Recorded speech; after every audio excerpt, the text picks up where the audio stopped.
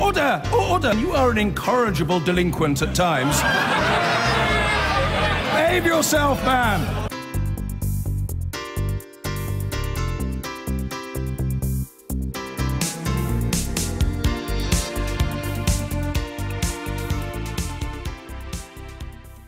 Mentioned it there in the headlines. The Brexit Secretary David Davis arrived in Brussels this morning to kick off round 2 of negotiations before leaving a little under 4 hours later, now back in London, we think. His trip came amid a whirlwind of cabinet divisions and leaks, with Theresa May warning ministers about the importance of keeping discussions private.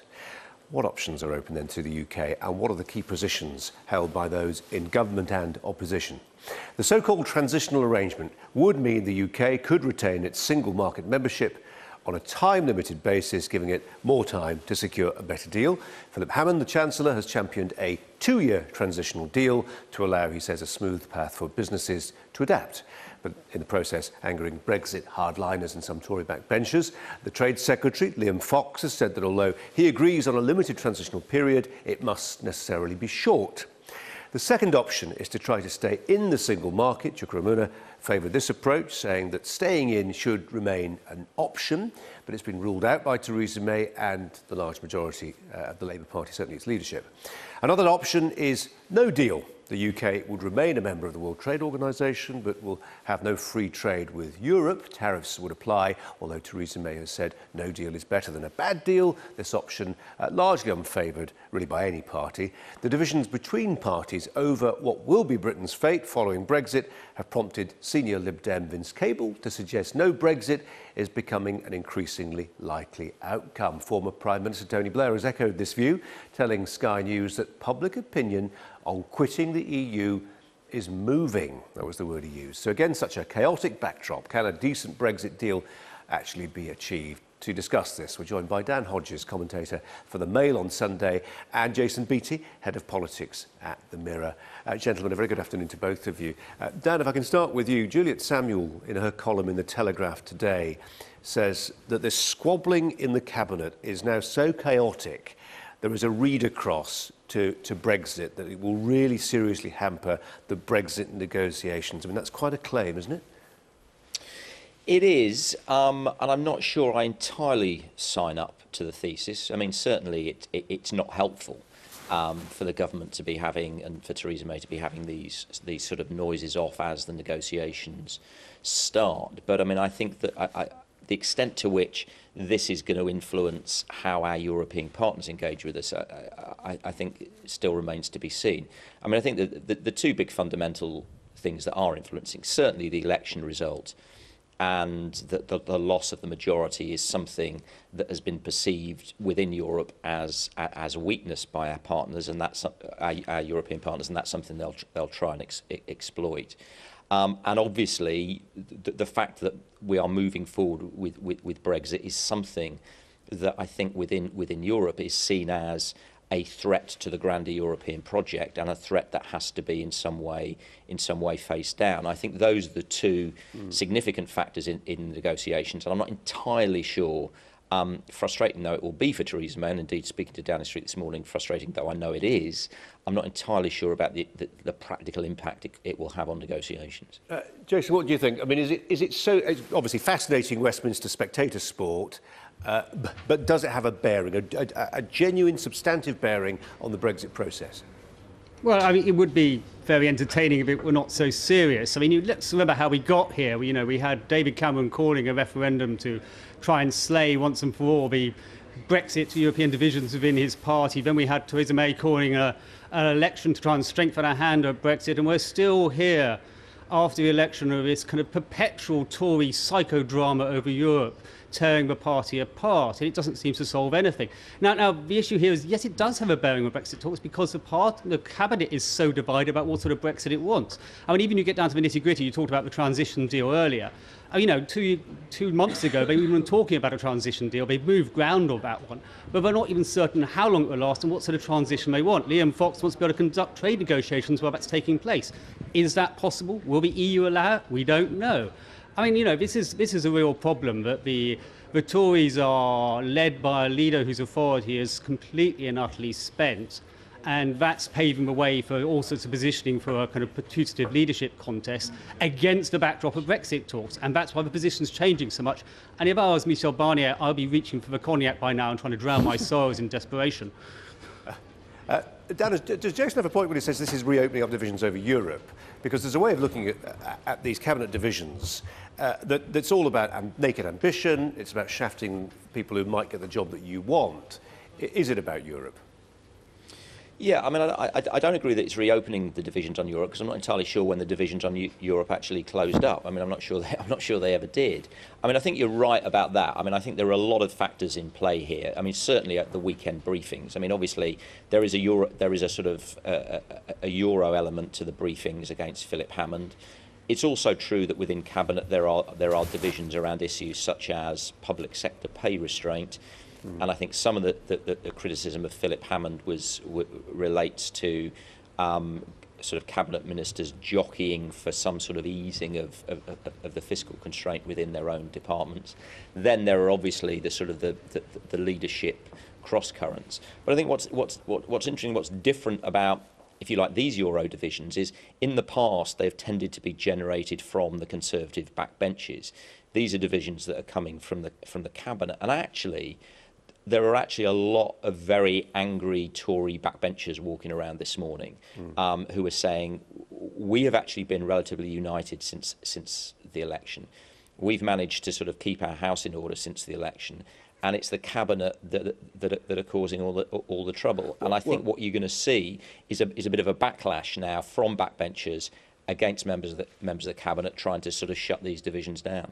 Well, Jason, if Dan's right, and if there is a backlash from backbenchers who are infuriated about what they see as the behaviour of people in cabinet, we need to know who the guilty men or women are, don't we? I mean, do you? Who's briefing? Well, but obviously about all briefing and about all denying it. But what we're getting is we're learning some of the names through the counter-briefing. For example, you've got allies of Philip Hammond today pinning the blame squarely on Michael Gove and Boris Johnson. Now, obviously, Michael Gove and Boris Johnson will deny it, but you've got allies of Philip Hammond saying they're dangerous and deranged, and their behaviour over the last few days says they're not worthy of high office. So we kind of know the swirling currents. And again, this all comes down to two things. It comes down to this kind of phony race for the leadership, because Theresa May has no authority to shut it down.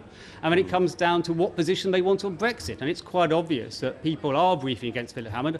I don't know exactly who's responsible, but they're briefing against him because they don't like his vision of what he says about Brexit, because he's warning them. He's the one realist in a cabinet full of kind of Brexiteer fantasies. Dan Hodges, it's really shoddy, isn't it? For a democracy, for a functioning government, it's quite shoddy for confidential cabinet meetings, things that are said in those meetings to then emerge into the public domain. Jason suggests there's absolutely nothing that Theresa May can do about it. Is that right? Well, it might be shoddy. I mean, it'd be slightly hypocritical of me as a journalist who tries to elicit I was taking some the of moral this. high ground. Come on. So yeah. Well, you take the moral high ground. Forgive me if I don't quite join you there.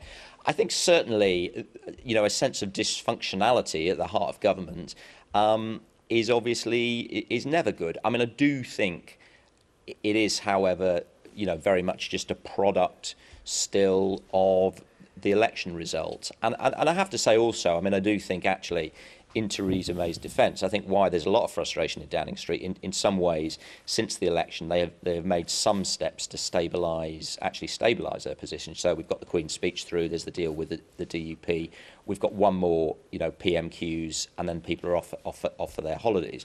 So I think, I think that the key will be over the summer whether or not the sort of excitement we've seen over the weekend and the briefings we've seen over the weekend, whether they continue or whether people now draw back now and give Theresa May an opportunity to sort of move forward. I think that's going to be the fundamental thing to decide just how serious what we're seeing is. And Jason Beattie, I mean, spare a thought for Theresa May. She's reading the Sunday papers full of infighting in cabinet, and then she picks up the Evening Standard today, run by her old friend George Osborne. And guess what? There's a deep analysis, not very complimentary, about her leadership from her predecessor. Yeah, that's probably not very helpful, but you can hardly blame George Osborne for continuing to create mischief when she sacked him and said he didn't understand the Conservative Party. This is not only a dish served very cold, it's been in the ice bucket and then pulled out again and served again. But, the problem with Theresa May is that, the Downing Street's briefing saying she's going to, read the Riot Act to her cabinet tomorrow and say, you can stop the briefings. But that's a bit like a Sunday school teacher going out to Magaluf and saying, mind you, boys and girls, don't have one drink too many. There's just no kind of weight behind anything she says. And I'm not sure about Dan. They're going to get through a summer because everybody wants a break, but they're going to come back. And then you've got the Tory conference, and that's just going to be another bout of kind of, intense plotting, intense positioning. And it's going to be pretty uncomfortable. This is pretty indulgent by the Conservative Party, if you ask me. But they're clinging on to power.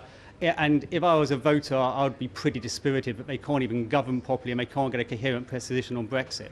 Yeah, it must be a little hard being scared of somebody whose biggest kick is running through a wheat field belonging to a farm. Jason Beattie, Dan Hodges, thanks both very much. Prime Minister's warning comes against the background of a second round of Brexit talks taking place in Brussels. Here's what the key negotiators had to say this morning. We need to examine and compare our respective positions in order to make good progress. As you know, our negotiating groups will work on citizens' rights, on the financial settlement and other separation issues. Our coordinators will engage in a political dialogue on Ireland. For us, it's incredibly important we now make good progress. That we negotiate through this and identify the differences so that we can deal with them and identify the similarities so that we can reinforce them. Now it's time to get down to work and make this a successful negotiation.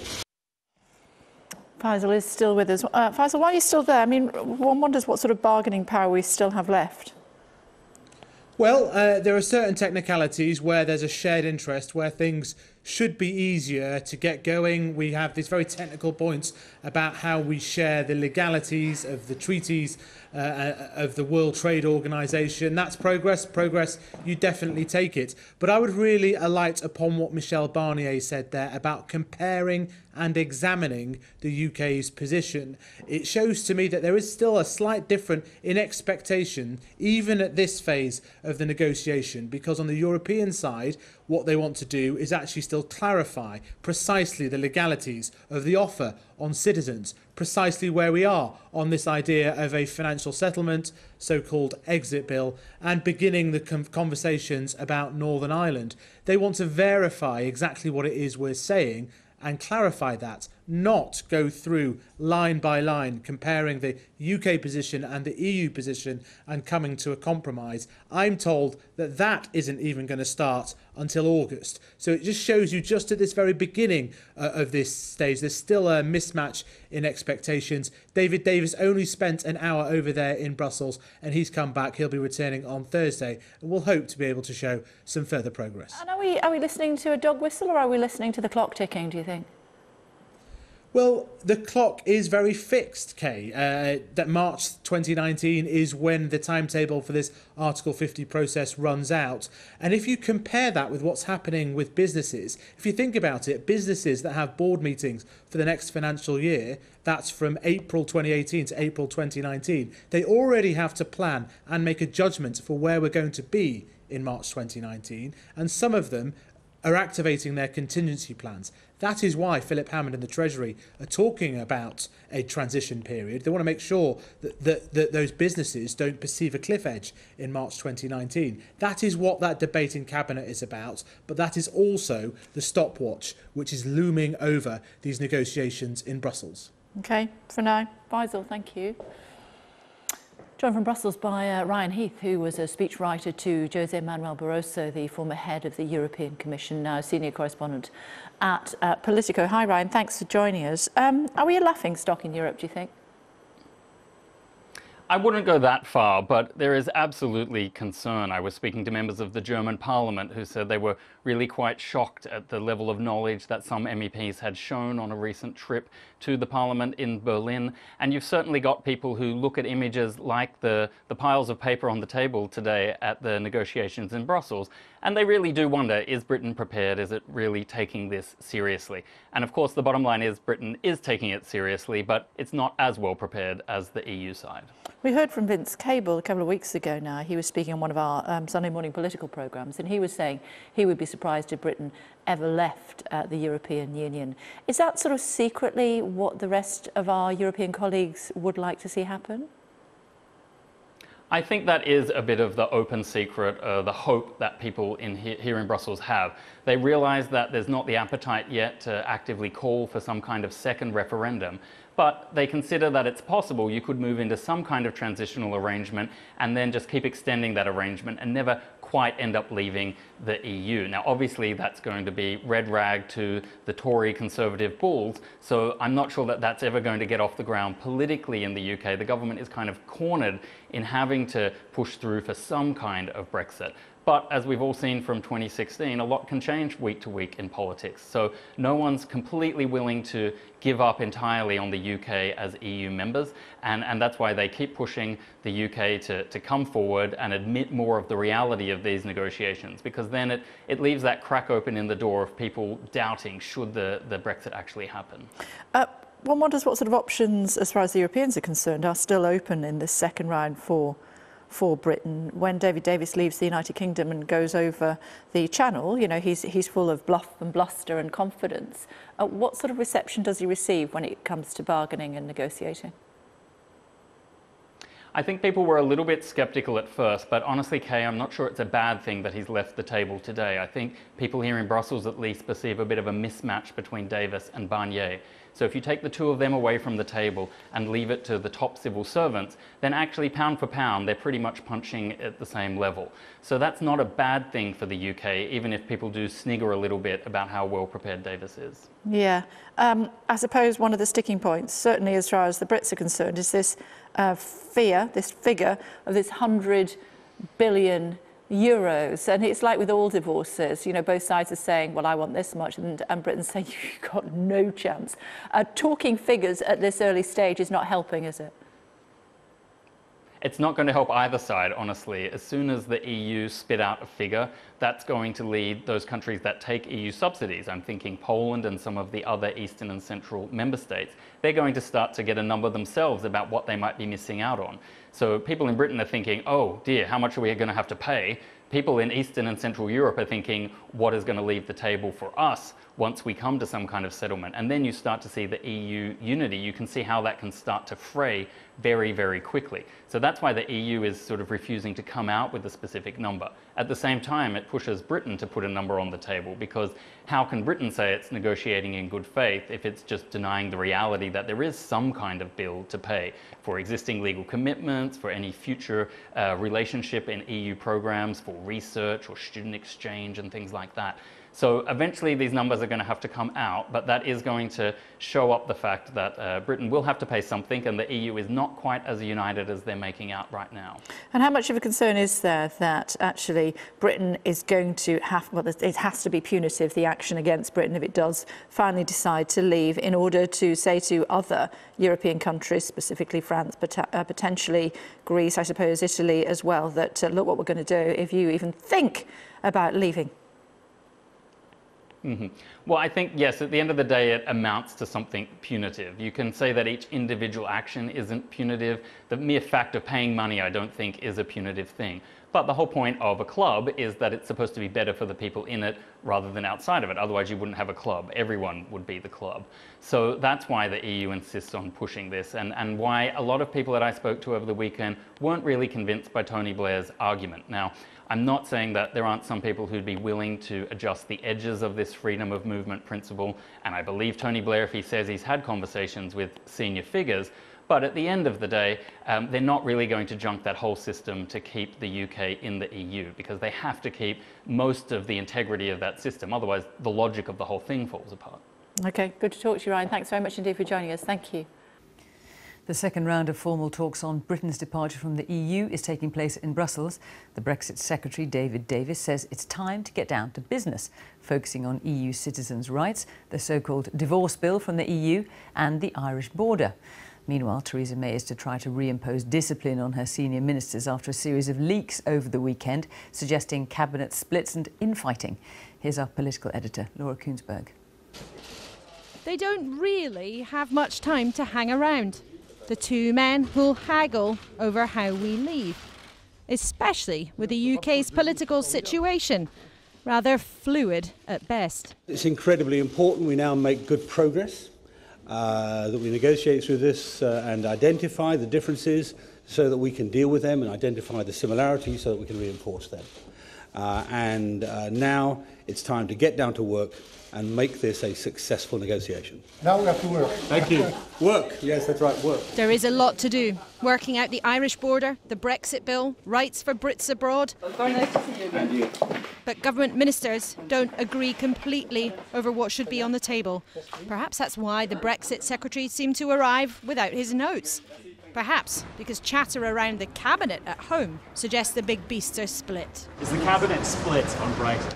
You've seen and of course, in another part of town today, I'm very pleased that negotiations are beginning, and as you know, a very fair, serious offer has been put on the table by the UK government.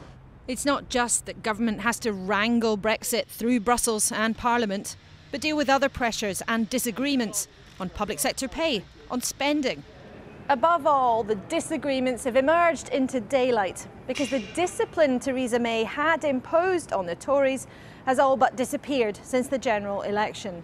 Tomorrow she'll warn the cabinet to behave, to keep their views to themselves. But those with desire for the top job or helpful friends with ambition believe the game is on. It's got to stop. I think whoever's doing it, everyone needs to get into a cold bath or cold shower and then get together and have a warm pint afterwards, because this is damaging. It's damaging to the party, it's damaging to the parliamentary MPs and, most importantly, to the country. Remember him urging the Tories today to inspire, not to look to the past. The risk for the Tories, the current generation hurts each other, fighting old battles anew. Laura Kuensberg, BBC News, Westminster. The Brexit Secretary David Davis has insisted it's time to get down to work as Britain began the second round of negotiations in Brussels. But he only stayed at the talks for a couple of hours without apparently taking any notes. Here, Theresa May is to warn ministers to stop leaking the contents of cabinet discussions after days of damaging headlines about bitter infighting over the UK's Brexit strategy. Our political editor Gary Gibbon has this. David Davis, the Brexit Secretary, came to Brussels to kickstart a second round of talks, saying progress had been made. It was noticeable that the EU chief negotiator, Michel Barnier, didn't say the same thing. Round here, many people blame Britain for dragging its feet. I look forward to our negotiations this week. We will now delve into the art of the matter. It's time to get down to work and make this a successful negotiation. Thank you very much indeed. David Davis will return to Brussels on Thursday. Thursday. All right. Now we have to work. Thank you. Work. Yes, that's right, work. They'll talk more to the press then, Mr Barnier said. David Davis was only in Brussels for about 3 hours today. The cameras were allowed a brief glimpse of his meeting, papers piled up on one side of the table, notably absent on the other. Mr Davis's team say that's because they were still in his bag. But it echoed a widespread feeling which Mr Davis heard first-hand from businesses 10 days ago, that the government didn't focus early enough on these talks. I wished it had started a bit sooner, and I wish that we were having some of the technical discussions on the issues that matter to business a bit sooner as well. They've been dragging their heels, distracted, focusing on the wrong thing? Well, for most businesses the problems are real world in nature. It's who can I hire and for how long? Who do I pay VAT to? Will my goods get stuck at borders? And companies want answers to those questions. I think we could have used the last few months a bit more constructively to start building those answers, but now I think we're on to a better track. Can we welcome those new colleagues who are sitting around here? Cabinet members who'd campaigned for Brexit, like Michael Gove, were chief suspects for many after weekend newspaper stories claimed the Chancellor Philip Hammond called public sector workers overpaid and made sexist remarks at the last cabinet meeting. One journalist said Michael Gove categorically was not his source. Number 10 said the Prime Minister would remind all cabinet ministers tomorrow of their obligation to keep meetings private. I think we all know that between cabinet colleagues there's quite a lot of discussion, and that discussion reflects not only Brexit but other motives behind it. And you know, no one can pretend that some colleagues aren't jockeying for position, and I think really what the Conservative Party would like is the cabinet discussion to be private. Another phase in the UK's pre-Brexit charm offensive today. The Duke and Duchess of Cambridge, and eventually, after some coaxing their children, have started a visit to Poland. It comes the week after the Queen hosted the King of Spain for a state visit to London. Gestures the government hopes will show Britain wants to keep old friendships alive, even as it leaves the European Union. Gary Gibbon. Well, joining us now is Sir Simon Fraser, former Chief Civil Servant at the Foreign Office and former Director General for European Policy. He's now Managing Partner at Flint Global. Sir Simon, you were there, you were the top man. What is your assessment of where we are with Brexit? Well, I think it's a good job, the good thing that the negotiations have actually begun, because they're going to be very complex and we need to follow them through now. And through doing the negotiations, we're going to learn more about the issues that we confront and what the options are. So it's early days, but at least we are engaged. Now, you were paid to sit across the table and try and read what on earth was going on the other side. So what does it look like from the European side? Well, that's one of the really important things for us, actually, that we do think about what the other side's objectives are. It's a negotiation, and there are two parties in a negotiation. Sometimes you feel in this country that it's all about what we want to achieve and what we can get, but that depends, actually, on what the others want and what's available. Now, I think that the other side want a clear, organised British approach to the negotiations so that we can move forward and that they have a clear understanding of what we're aiming for. I'm not sure at the moment that they feel they've got that. Well, but then from this side, is there a clear British approach? Well, I think you'd have to say at the moment we don't know. One thing I do feel is that the election didn't give the government a clear mandate for any particular form of Brexit. There is obviously a popular mandate to pursue Brexit. The question now is, how do we decide which is the best sort of Brexit for this country, balancing the economic, political, international and other considerations? And that's something that I feel we'll learn more about by pursuing the negotiation. But to some extent, that question has been answered by some of the officials, non-political characters, senior civil servants who've looked at the process and have been deeply critical of how disorganised the whole thing is. Well, it's true that we have heard those voices, including over the weekend, and I think it is important that there is clearer political leadership.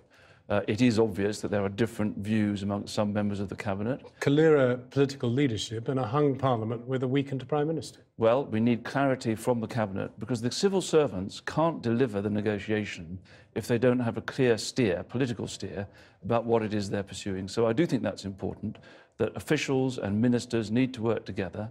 And of course, you're right to say that there is now a greater diversity of views and voices in Parliament. Well, the problem is, you say clearer picture of what is actually going on, but it is true that the Cabinet is speaking with many tongues. Whatever a weakened Prime Minister says to them, they don't seem to be able to shut up. Well, the Prime Minister has urged them all now to agree, and I think that's a good thing. I don't think that stops us moving forward with this first phase of the negotiations, which, as we know, is about the conditions for the separation from the EU around money and people. Those aren't the core political issues which we're going to have to negotiate later about the nature of the future relationship. Now, some of your old colleagues who've spent literally all their working lifetime making Europe work, or trying to, are now being paid to unpick it. That cannot psychologically or even practically be a very easy thing to do. Well, I think if you're a civil servant, you have to be a professional. And your job is to advise ministers, drawing on your expertise and your knowledge about the best way forward, but implementing government policy. And the policy is that we are now negotiating to leave. Now, one of the things that you have addressed is what should happen at the end of all this.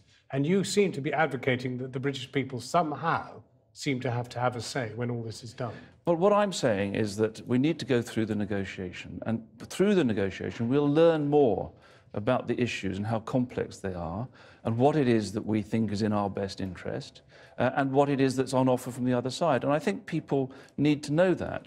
And after all, in any other walk of life, you don't sort of start a big complex negotiation with a very rigid understanding or view on what you're going to come out with. When you buy a house, you do the structural survey, you do the property searches, and you adjust your position in the light of the facts. But and when I think they we know should adopt everything, that approach. How do you test their opinion?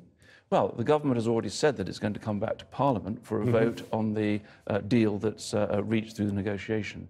So let's see what happens. I think it's too difficult at the moment to predict the outcome. We need to pursue the process. Sir Simon Fraser, thank you very much indeed. Former top man in the Foreign Office.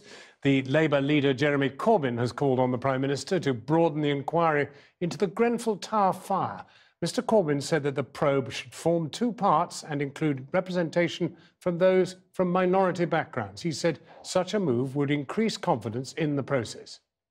Well, the first inquiry must be brief, short and very intensive into the cause of the fire, so that immediately the building control regulations, the planning regulations and the provision of fire and emergency services must be dealt with. The second has to take slightly longer, but not open-ended, not going on forever, looking at the housing situation that faces the whole country. Kensington is not the only place with tower blocks. There are thousands of tower blocks all around the country. There are thousands of people living in inadequate, substandard accommodation.